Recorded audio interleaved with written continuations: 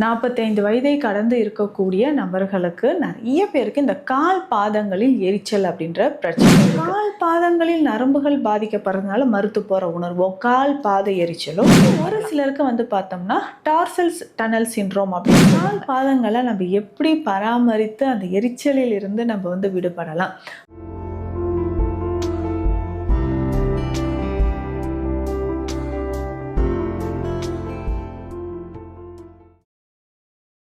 வரம் நேயர்களுக்கு வணக்கம். நான் டாக்டர் நித்யா, சித்தா ஃபிசிஷியன். நிறைய பேர் என்கிட்ட சொல்கிற கம்ப்ளைண்ட், நம்ம கிளினிக் வரக்கூடியவங்க பெரும்பாலும் ஆண்களாக இருந்தாலும் பெண்களாக இருந்தாலும் சொல்கிற ஒரு விஷயம், கால் பாதங்களில் எரிச்சல் இருந்துக்கிட்டே இருக்குது. நம்ம ஒரு குறிப்பிட்ட வயதிற்கு மேற்பட்டு இருக்கிறவங்க பார்த்தோம்னா, ஒரு 45 இயர்ஸ் கிராஸ் பண்ணி இருக்கக்கூடிய 45 வயதை கடந்து இருக்கக்கூடிய நபர்களுக்கு நிறைய பேருக்கு இந்த கால் பாதங்களில் எரிச்சல் அப்படின்ற பிரச்சனை இருக்குது. கால் பாத எரிச்சல் பொதுவாக சர்க்கரை நோய் இருக்கக்கூடியவங்களுக்கு தான் ஏற்படுது அப்படின்னு நம்ம சொல்கிறோம். அதை தாண்டி நிறைய காரணங்களாலேயும் கால் பாதங்களில் எரிச்சல் இருக்கும். இப்போ ஜென்ரலாக நமக்கு ஒரு 7-8 வருடங்களாக 10 வருடங்களாக நான் ஒரு சர்க்கரை நோயாளியாக இருக்கேங்க, எனக்கு சுகர் லெவல் இருக்குது, அதிகமாக இருக்குது அப்படின்னு சொல்கிறவங்களுக்கு கால் பாதங்களில் எரிச்சல் இருக்கும். எப்படின்னா, இந்த எரிச்சல் லேசான ஒரு நெருப்பு பட்டது மாதிரி சூடாக இருக்கிற மாதிரி ஒரு உணர்வு இருக்கும். அங்கங்கே சின்ன சின்னதாக குண்டூசி வச்சு குத்துற மாதிரி ஒரு ப்ரிக்லிங் பெயின் அப்படின்னு சொல்லுவாங்க. சில பேஷண்ட்ஸ் என்கிட்ட கால் தொட்டே பார்த்து சொல்லுவாங்க, மேம் இப்போ பாருங்களேன் நான் இவ்வளோ தொடுறேன் எனக்கு தெரியல. காலை தரையில் தட்டியே காட்டுவாங்க, மேம் இவ்வளோ தட்டுறேன் எனக்கு கால் தரையில் இருக்கிறதே எனக்கு தெரியலையே அப்படின்னு சொல்லுவாங்க. அந்த அளவுக்கு கால் பாதங்களில் இருக்கக்கூடிய ஒரு மதப்பு நம்னஸ் அப்படின்னு நம்ம சொல்கிறோம். இதற்கு முக்கிய காரணம் அதிகப்படியான சுகர்னால, பிளட் சுகர் லெவல் அதிகமாக இருக்கிறதுனால நரம்புகள் பாதிக்கப்பட்டு வரக்கூடிய ஒரு பிரச்சனை. நரம்புகள் பாதிக்கப்படுறது அப்படின்னு சொல்கிறது டயபெட்டிக் நியூரோபதி அப்படின்னு நம்ம சொல்கிறோம். இது பொதுவாக நம்ம கால்களில் இருக்கக்கூடிய நுண்ணிய நரம்புகள் பாதிக்கப்படுவதனால், அதிகமான நம்ம ரத்தத்தில் இருக்கக்கூடிய சர்க்கரை அளவுனால கால் பாதங்களில் இருக்கக்கூடிய நரம்புகள் பாதிக்கப்படுவதனால ஏற்படுது அப்படின்னு நம்ம சொல்கிறோம். ஸோ கால் பாதங்களில் நரம்புகள் பாதிக்கப்படுறதுனால மறுத்து போகிற உணர்வோ கால் பாத எரிச்சலோ ஏற்படலாம்.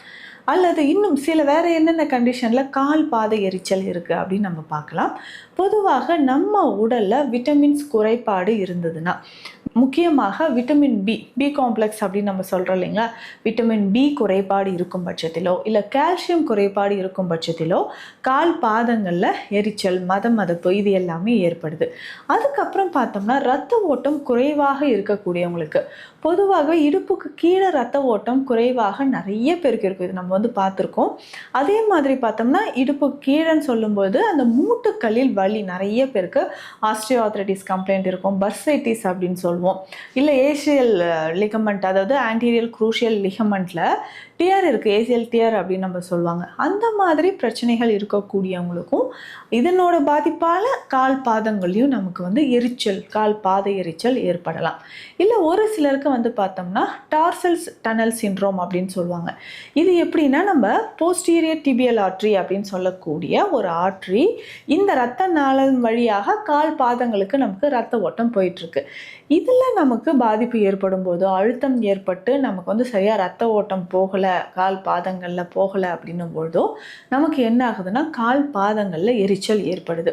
இதை தாண்டி பார்த்தோம்னா, ஒரு சிலருக்கு உடல் உஷ்ணம் அதிகமாக இருந்தால் நிச்சயமாக கால் பாதங்களில் எரிச்சல் ஏற்படுது.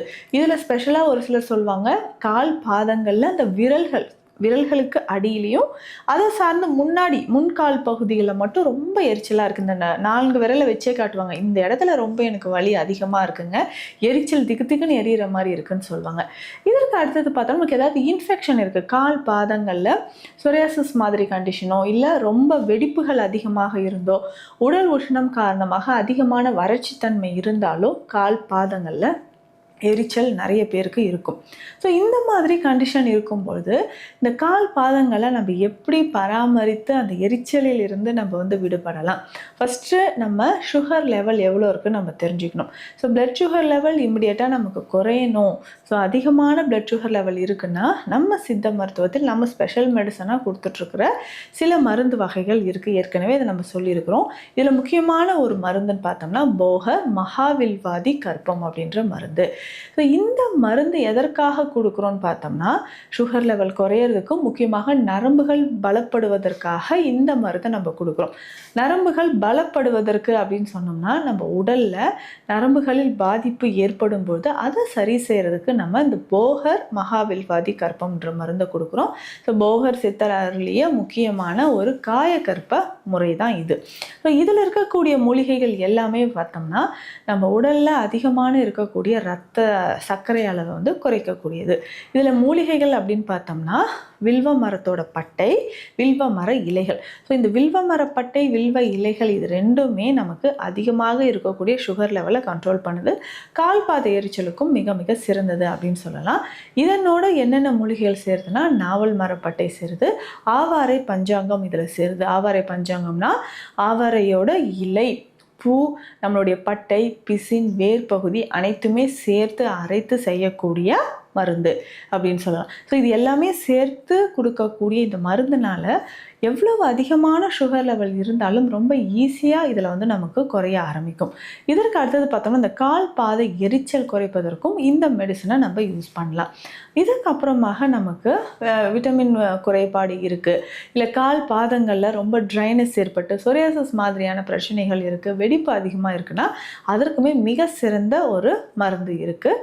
ஸோ இதற்கு என்ன பண்ணலாம்? இதுக்கு ஒரு தைல வகையை நம்ம பயன்படுத்தலாம். இந்த தைல வகை அப்படின்னு சொல்லும்போது நல்லா திக்காக பேஸ்ட் மாதிரி, அதான் ஆயின்மெண்ட் மாதிரி இருந்துச்சுன்னா அதை எடுத்து நம்ம அப்ளை பண்ணும்போது கால் பாத எரிச்சல், வெடிப்பு இது எல்லாமே நமக்கு குணமாக ஆரம்பிக்குது.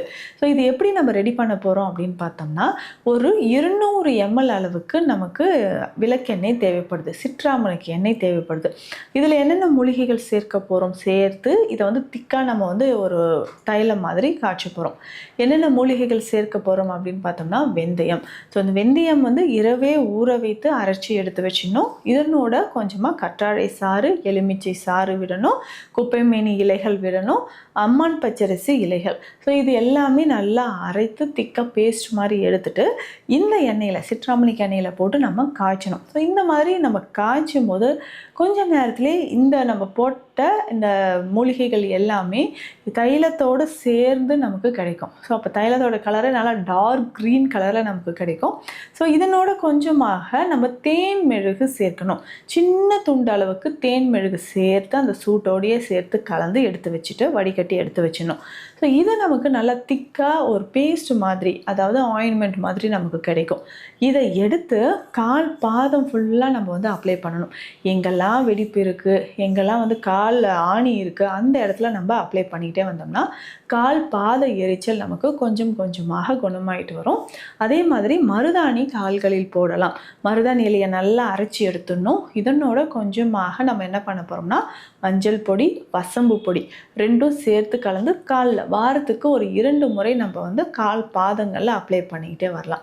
ஸோ இந்த மாதிரி அப்ளை பண்ணும்போது கால் பாத எரிச்சல் நமக்கு குறைய ஆரம்பிக்கும். இதை தவிர தண்ணீர் நல்லா குடிக்கிறது, வயிறு சம்மந்தப்பட்ட பிரச்சனைகள், அல்சர் சம்மந்தப்பட்ட பிரச்சனைகள், வெரிகோஸ் வெயின் இருந்தால் அதற்கேற்ற மாதிரி நம்ம சிகிச்சைகளை எடுத்துக்கலாம். ஸோ இந்த பதிவில் கால் பாத எரிச்சல் நிறைய பேருக்கு இருக்கக்கூடிய ஒரு முக்கியமான ஒரு பிரச்சனை, அதை பற்றி பார்த்தோம். நிச்சயம் பயனுள்ளதாக இருக்கும்னு நினைக்கிறேன். உங்களுக்கு உடல்நலம் தொடர்பாக மருத்துவ ஆலோசனை தேவைப்பட்டால் ஸ்க்ரீனில் இருக்கிற நம்பருக்கு காண்டாக்ட் பண்ணுங்கள். மீண்டும் அடுத்த பதிவில் சந்திக்கலாம். நன்றி.